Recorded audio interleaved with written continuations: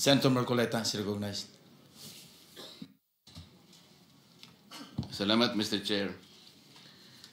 I was a little bit excited this morning, Mr. Chair, nung makita ko yung 7th public hearing dahil nakita ko dun sa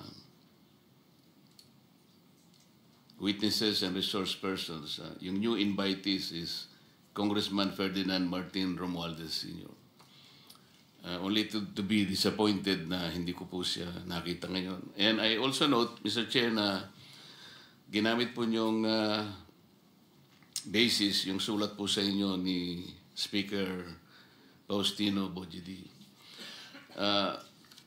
Mr. Chair, hindi ko po masyadong makuha ang ibig sabihin ni Speaker Boji ng ito ang ginamit nila na para hindi padaluhin ang mga miyembro ng House of Representatives, subjecting them to a simultaneous legislative inquiry on the identical subject could potentially prejudice the findings of the ICI. Pasensya na po, Mr. Chair, pero hindi ko po talaga maintindihan yun. How can the findings of the ICI be prejudiced by their presence here? As a matter of fact, kahit na identical pa ito, ang atin pong mandate is in aid of legislation. And the ICI, I don't know what is their mandate. So, hindi po siya siguro justification.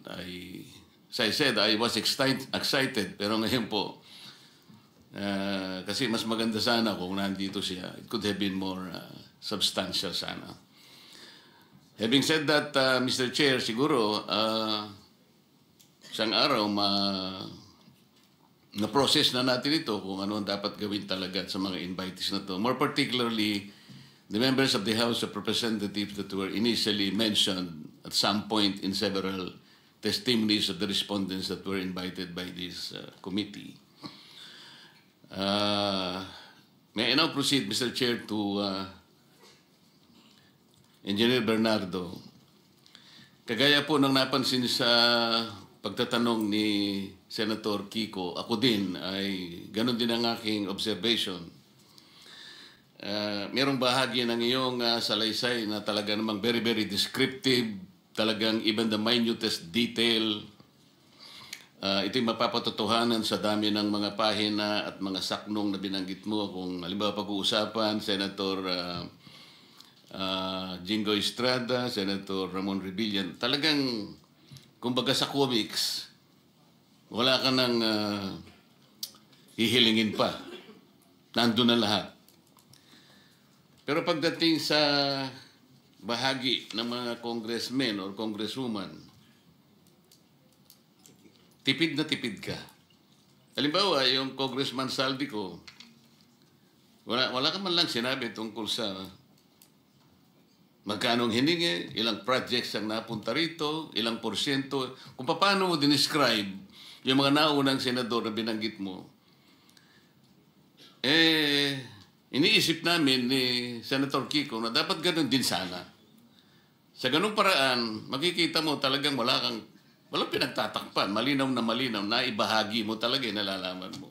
Lalong-lalo na sa'yo, naintindihan ko sa tagal ng iyong paglilingkod sa DPWH, ikaw ay sagana na sa karamihan ng eksperyensya at pakikipag-ugnayan sa maraming tao, kaugnay ng iyong trabaho.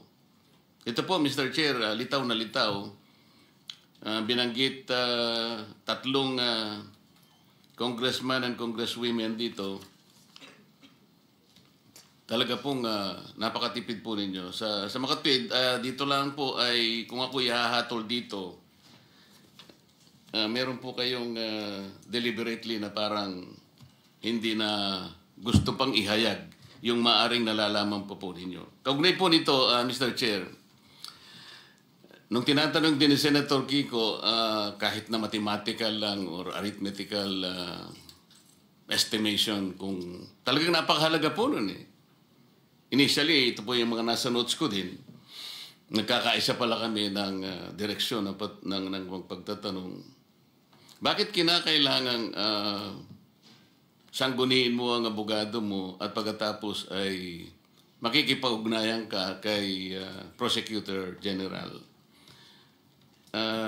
First of all, Mr. Chair, I want to know if the Prosecutor General was invited in this meeting? May I respond, sir?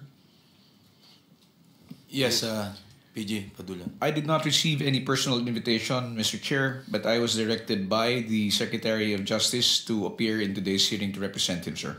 That is my problem, Mr. Chair. Ito po, nalilimitahan yung kakayahan ng committee ito na magpahayag ang mga respondents. Katulad nung tinatanong ni Senator Kiko, at yun gusto kong maitanong, bakit kinakailangan po na pigilan siya at some point on the things that he might be able to shed light to this committee? Ano ngayon kung halimbawa tamaan yung mga ibang tao sapagkat ito naman ay pagsasalaysay ng kanyang buong nalalaman? Ang totoo niyan, indicative na sa mga ibang pinagsasabi niya rito na gusto niya talaga. Gusto niyang ihayag ang buong katotohanan. Pero dahil ba sa he is a potential applicant to Witness Protection Program, may influensyahan, malilimitahan ang kanyang exposure dito. Ito po yung hindi ko maintindihan, Mr. Chair. Why is the Department of Justice at some point is interfering in the proceedings of this committee? This is something that we should probably process. Kung ganun pala yun, hindi malayang supplemental affidavit ito. This is questionable to the very least.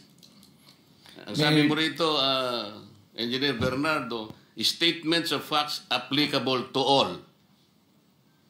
Sa Tagalog, pagsasalaysay na applicable sa lahat. Tama. Hindi kita narinig. Sorry po, Mr. Chair. Yes po, Mr. Chair. Okay.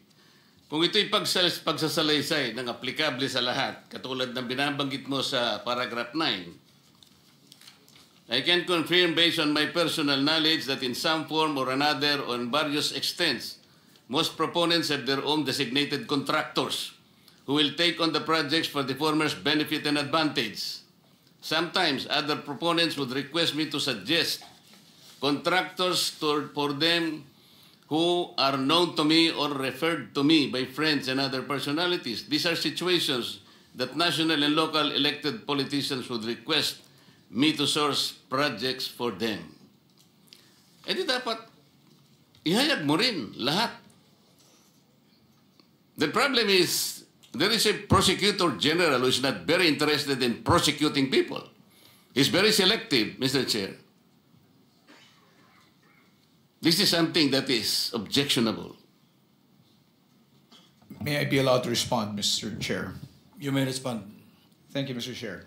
I take exception to the observation of the good senator that the Department of Justice is interfering in the investigation being conducted by the committee.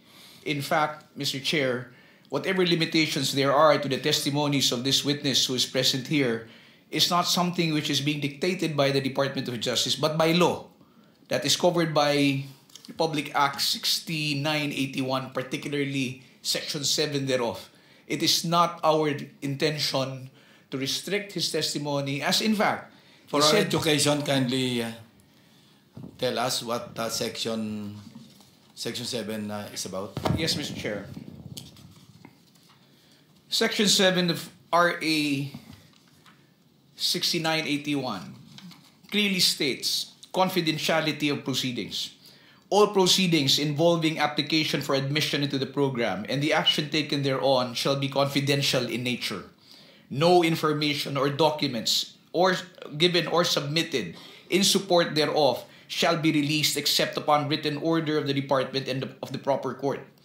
Any person who violates the confidentiality of said proceedings shall upon conviction be punished with imprisonment of not less than 1 year, but not more than 6 years, and deprivation of the right to hold the public office or employment for a period of 5 years. How can that provision apply? Yes, Mr. Chair, we believe it will apply. How can it apply?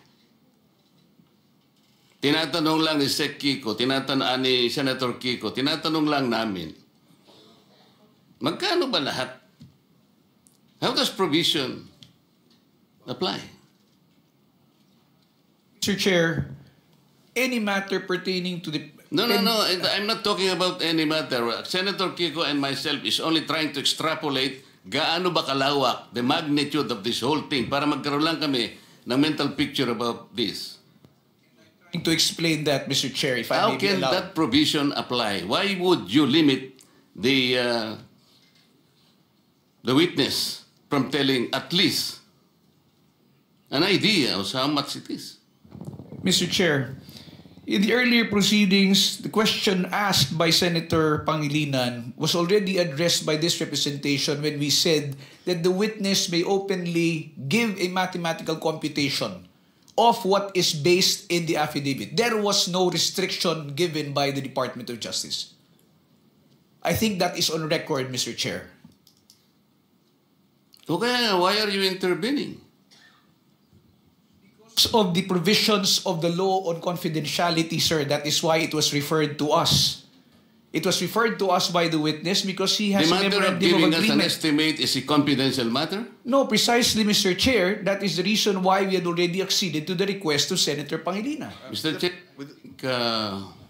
With the permission of Senator Just a Marcoleta. point of information for our colleagues. Yes, actually, I precisely pointed out that it's already a public document that was submitted to us, and all that Mr. Bernardo would do is to make a mathematical computation of, or an estimate, diba? A ballpark figure of the amounts that may have been, total amounts that may have been involved, based solely, no, and within the confines of the affidavit, and therefore I was satisfied.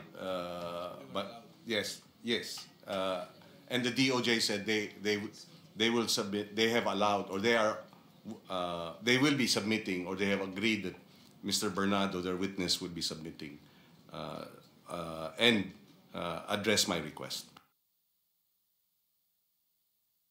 may I continue, Mr. Chair? Mr. Chair, I'm surprised that an applicant to be processed under the WPP has the effect of limiting his testimony before this committee. This is a different matter altogether. Mr. Bernardo is being presented here. I think he was invited to shed light to the matters investigated in this committee. Whatever his use as a potential state witness, that is for the Department of the Justice to decide. Hindi dapat mag-conflict itong dalawang ito eh. Iyon lamang ang point doon, Mr. Chair. Parang ang nangyayari with the presence of the Prosecutor General here, parang nalilimita yung gusto naming malaman dito. Lahat ng itatanong namin, kinakailangan i-refer sa kanya. O parang ikaw ang director dito, hindi yung chairman. Ito yung parang inconsistent na nakikita ko. Let me continue, Mr. Chair.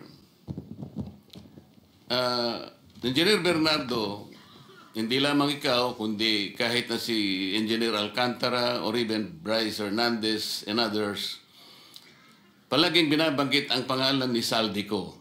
Pati yung halaga ng pera, pati mga litrato ng pera na ito ibibigay kay Saldico, ito yung para kay Saldico.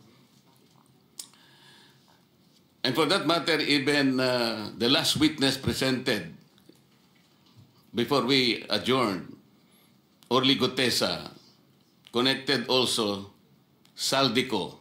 Talagang maraming nagsasabi na talagay siya yung nasa center nito. And Gutesa did more. He connected the dots between Saldico and Martin Romualdez. Ang kinalulungkot ko dito, General Bernardo, napakatipid nung pagkakalahad mo ng salaysay tungkol kay Saldico. Samantalang kay Engineer Alcantara, magkano na yun? 5 billion ng projects. At tinanong ka pa nga ni Engineer Bernardo, mahusay bang kausap si Engineer Alcantara? Mahusay naman po. Ang sabi ng chairman, tinanong ka, ano ibig sabihin ng mahusay kang kausap? Madali ka at saka honest kang mag-deliver ng... Yun, di ba ganun? Yes, Your Honor po. Ayun nga po, bakit sa ganung exposure ni Saldico sa lahat ng transaction na pinag-uusapan natin dito, Bakit wala ka man lang ng pension na konting detalye, Engineer Bernardo? Mr. Chair, binanggit ko na po nung umpisa na wala po akong personal knowledge sa transaksyon nila. Sa totoo lamang po, sila po ang kausap ni Zaldico. Hindi po ako tungkol sa proyekto. Wala po kaming pinag-usapan ni Zaldico except for some projects po na pinapalo up lang nila for implementation. Pero yung ang sasabihin niyo po ay tungkol po sa mga porsyento or whatever, sila po ang nag-uusap doon. Hindi po ako, Mr. Chair. Nagre-report naman sa iyo si Engineer Alcantara, hindi ba? Nabanggit po niya, minsan nagde-deliver siya, ganun, pero hindi po yung detalyado. I even don't know the projects that were being downloaded to by Zaldico. We'll give you additional 2 minutes, Senator Marcoleta, because your time is up. But Ano ba? we'll give you additional 2 minutes. Go ahead to pursue your point. Salamat, Mr. Chair. Okay lang.